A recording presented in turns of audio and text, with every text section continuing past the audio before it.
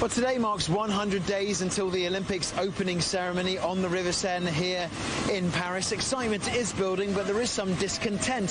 Some restaurant and bar owners are unsure of the conditions in which they'll be able to operate during the Games. And after complaints that the event prices were too high and beyond the reach of many budgets, 1 million free tickets have been given out to amateur athletes, people with disabilities and young people. The River Seine will be one of the stars of this summer's Olympic Games, as the opening ceremony will take place on the water. But it's in the water where there have been problems.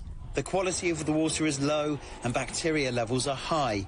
Long-distance swimming is set to take place in the Seine, but there is no certainty yet that it will be able to go ahead. The river is a working waterway, and tourist boats and cargo ships will be forced to alter their schedules. At times, the cereal barges that carry harvest grains down the river will have to stop running. There will be an impact as it's high season, the peak season for tourists. It's also when we transport the biggest quantities of goods on the river, like cereals, during the harvest period. So it's peak season for all economic activity on the river. So we are going to have to stop those operations to allow the Games to take place. Also along the river are the city's famed bouquinistes, the distinctive booksellers with their green kiosks. They have been running for more than 150 years, but they were ordered to move away from the city centre for the opening ceremony.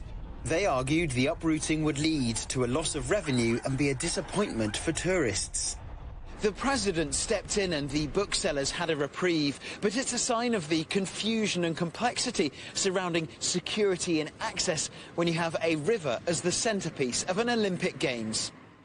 The city's most famous street, the Champs-Élysées, will also play a starring role, and businesses in the area are hoping for an uptick in customers, despite anticipating problems with heightened security.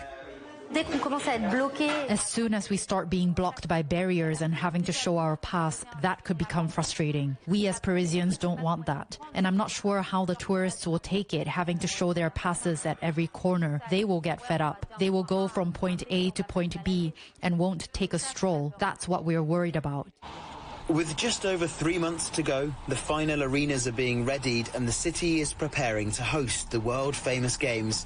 But, as with any major athletics event, there are always hurdles to overcome. The Olympic flame has been lit and is now making its way to France, and the proper countdown to the Olympic and Paralympic Games is underway. Cullen, CGTN, Paris.